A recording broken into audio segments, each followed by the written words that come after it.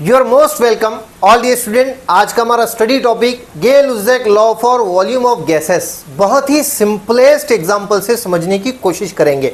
इस लॉ को गेल-लुज़ैक ने 1808 में रिप्रेजेंट किया, 1808 में। अब ये लॉ के अंदर क्या बताना चाह रहे हैं, अगर गैसेस रिएक्टेंट, अगर गैसेस प्रोडक्ट प्रोड्यूस करेंगे, यानी गैसेस अगर आपस में रिएक्ट होगी तो उनके वॉल्यूम का रेशियो कैसा होना चाहिए। जैसे यहाँ पर हम सिंपल एग्जांपल के जरिए समझते हैं। अगर आपने हाइड्रोजन गैस ली और नाइट्रोजन गैस के साथ इसको रिएक्ट करवाया तो यहाँ पर अमोनिया प्रोड्यूस होगा। अब इस रिएक्टेंट और प्रोडक्ट गैसेस का रेशियो कैसा होगा, आपको यहाँ पर सेम टेम्परेचर और सेम यहाँ पर जो है तो प्रेशर पर नाइट्रोजन लेना होगा।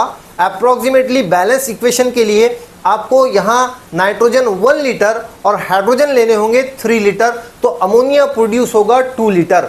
अब नाइट्रोजन और हाइड्रोजन का प्रोपोर्शन कैसा है, सिंपल है। जैसे नाइट्रोजन 1 टाइम तो उससे ट्रिपल यानी 3 गुना ज्यादा कौन है, हाइड्रोजन। और जो प्रोडक्ट प्रोड्यूस होगा वो कैसे है, डबल। तो रेशो कैसा है, डबल और ट्रिपल। इसको कहा जाता है सिंपल रेशो।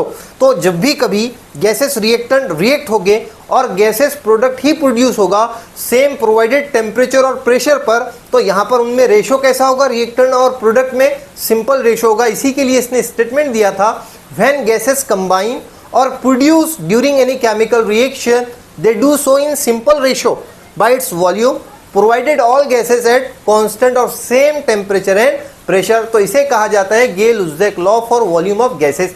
यानी गैसेस जब कंबाइन होगी और गैसेस ही प्रोडक्ट प्रोड्यूस होगा तो रिएक्टेंट और प्रोडक्ट का जो रेशो होगा गैसेस के, यहाँ पर कैसा होगा, सिंपल रेशो में होगा। बट कंडीशन क्या है, यहाँ पर प्रोवाइडेड टेम्परेचर और प्रेशर कैसा होना चाहिए, सेम होना चाहिए। So that is called Gay Lussac law for volume of gases. Expect करते हैं टॉपिक आपके लिए क्लियरिफाई हुआ होगा। अगर कुछ डाउट्स हैं तो आप यहाँ पर कमेंट सेक्शन में यहाँ पर आपका क्वेश्चंस या डाउट्स यहाँ पर मुझसे शेयर कर सकते हैं। So thanks for watching that video. Have a nice day.